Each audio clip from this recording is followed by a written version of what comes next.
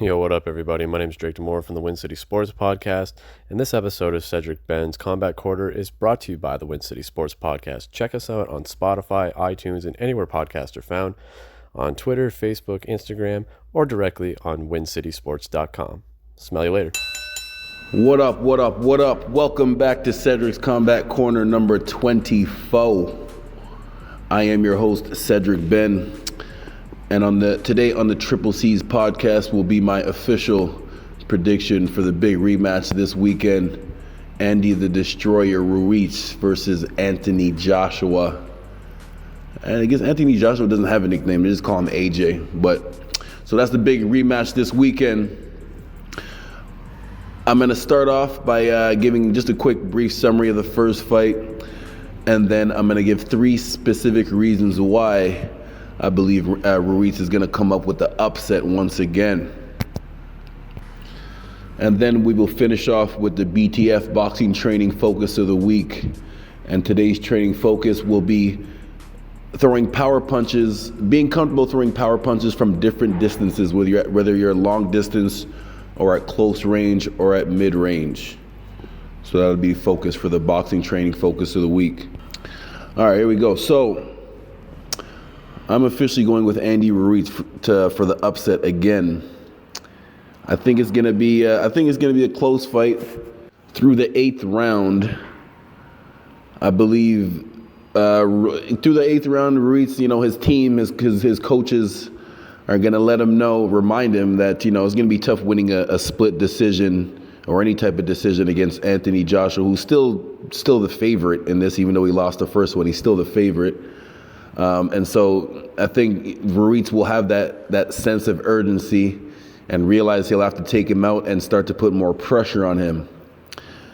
And when you put more pressure on someone, which means more and more punches are going to be flying. And when two people engage in punches, specifically punching at the same time, obviously it's all about who's going to connect first. And I believe Andy Ruiz has the advantage in hand speed.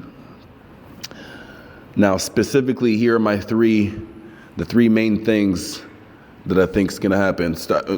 Number one, body language. Number two, educated jab. And number three, throwing power punches at mid-range. So starting first with body language. In that first fight, and this comes from experience, which is weird to say since Anthony Joshua is the one that won the gold medal at the Olympics and won a world championship as a pro before Andy Ruiz. But in their first fight, Andy Ruiz was the one that was fighting like he had the more experience. And it started with the body language. When Anthony Joshua dropped Andy Ruiz in that third round, that really said a lot. Because if you look at it, if you didn't get a chance, take a chance to look at the fight again. Ruiz took that hook to the chin, got knocked down, and he was hurt. But he got up, took a deep breath, bit down on his mouthpiece, took the 8 count.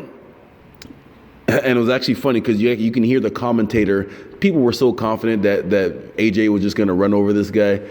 When Andy Ruiz got knocked down, the commentator said, Anthony Joshua is one of the best finishers in the game. Now watch this. And then that's when Andy Ruiz caught AJ with a big hook. Anyways, during that exchange, my whole point of saying that was the body language. Andy Ruiz got knocked down. He got up, shook it off, took a deep breath, and came walking forward with his hands up. Oh, if Andy Ruiz was hurt, he did a good job of not showing it.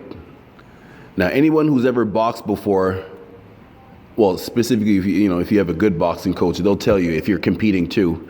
They'll remind you, no matter how tired or hurt that you are, you never want to show that your opponent that you're tired or hurt, because they'll jump all over you. And for that specific purpose, if you just think about it, this is something that someone that's only been in the ring can understand what I'm saying right now. Like if you're dead tired, like if you're punching a lot and you're dead tired, and you catch your opponent with something good, and you can see that that it was an effective punch, That gives you energy to even if you're dead tired, that gives you energy because you know the finish line might be soon if you can finish them off with another combination.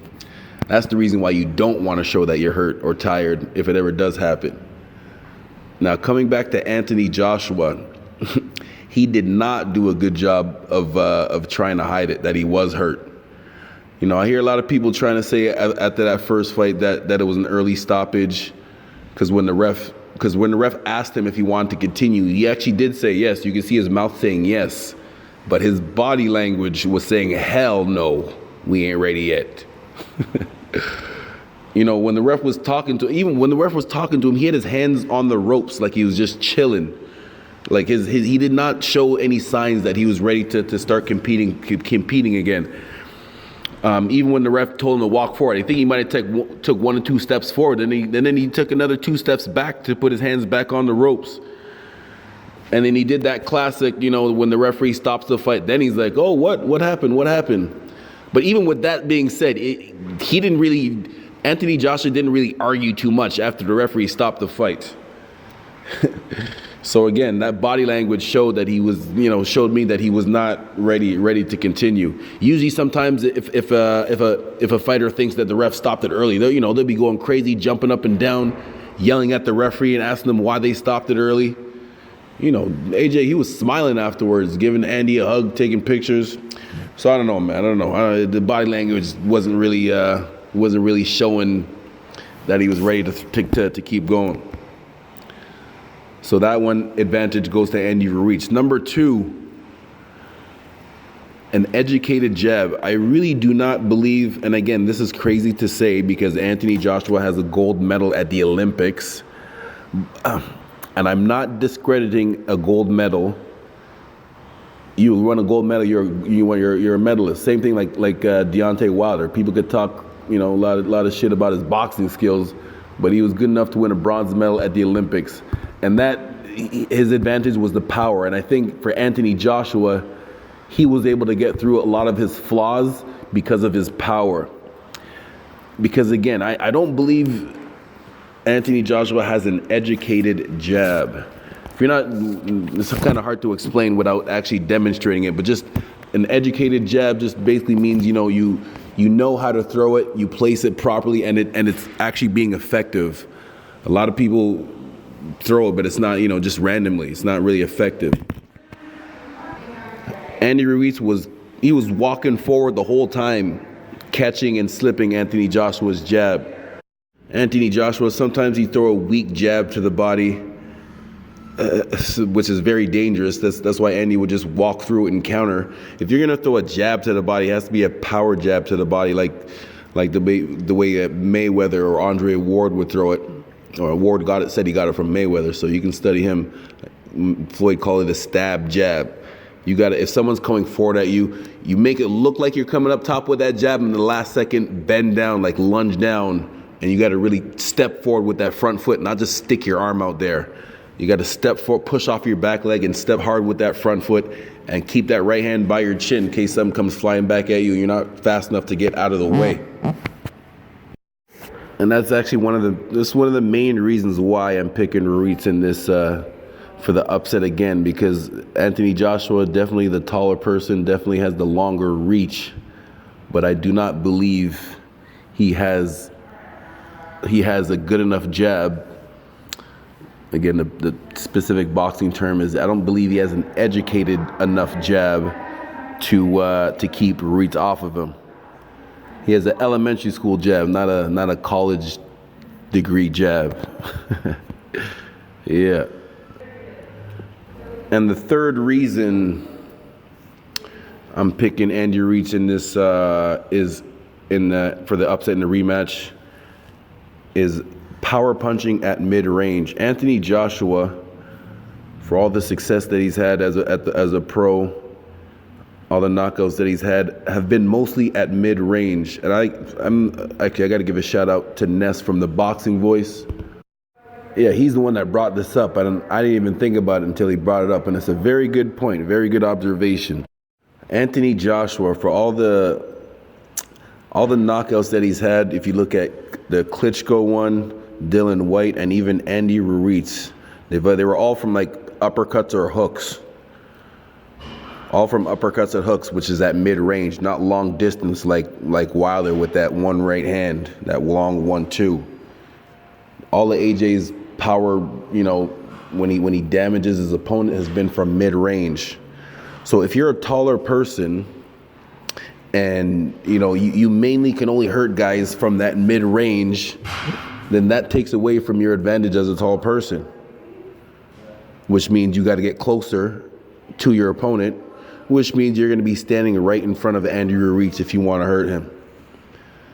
And I already mentioned before, I really believe Andy Ruiz has the advantage in hand speed. And so, yeah, they're going to get into a quick exchange of punches, and AJ's going to get caught again. And that is my official prediction. Again, I'm not guaranteeing it. It's not 100%. I can only base this off of judging from his performance on the first match. I know Anthony Joshua was running around saying that it was a lucky punch that he got caught with, saying it was a punch from the gods. So he better hope that he's on point, because I don't know. I hope he's not going to come up with an excuse this time if he loses. And that's the other thing too. In the boxing world, people, just because you lose twice, people kind of write you off. I think that's something that we got to get rid of. Just because you lost twice, you're still good. Even if Anthony Joshua loses this Saturday again, he's not done. He just has to work his way back up. He's still a top 10 guy. I still pick him to beat the rest of the top 10 guys. He's just back in the mix as far as working his way back up the ladder. Like if he loses, he should still be ranked like number 5, 6. But yeah, man, just because the guy loses doesn't mean he's done. He just has to rebuild, go back to the drawing board and come back stronger. Boxing training focus of the week. Some for you to focus on while you're hitting the bag or pads. Being comfortable throwing punches from different distances. Full extension. You don't want to be careful hyperextending your elbow, but you want to be comfortable throwing punches at full extension, a little bit closer for upper and a little bit closer for uppercuts and hooks.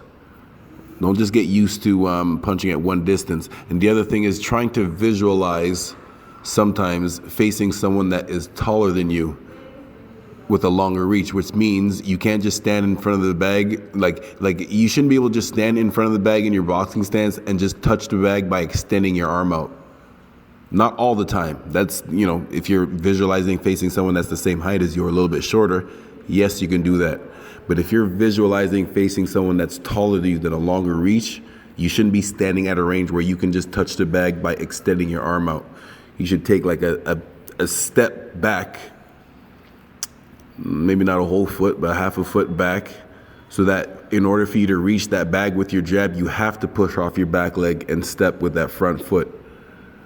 And for that cross, you have to turn your hip and pivot your foot to put the weight onto your front leg. And then, of course, for uppercuts and hooks, then you would jump closer, but you have to start from that distance first and learn to jump in and out from there with proper defense. You can learn a little bit faster doing it on pads with your coach, if your coach knows what he's doing, not just someone just standing there with their hands up. But so try those two. Be comfortable punching at different distances, and that will directly relate to you being comfortable. And then you want to practice that obviously when you're sparring. Perfect that when you're sparring, and then during the competition, that should improve. All right, there you have it. Thank you for listening to Cedric's Combat Corner number 24. Please message me if you have any suggestions, anything you want me to add to the show. Hit me up on any social media, IG, Twitter, Facebook. Yeah. And I'll see you guys next week for the post-fight analysis from the big rematch. Andy Ruiz versus Anthony Joshua. All right, peace. Shout out to Win City Sports.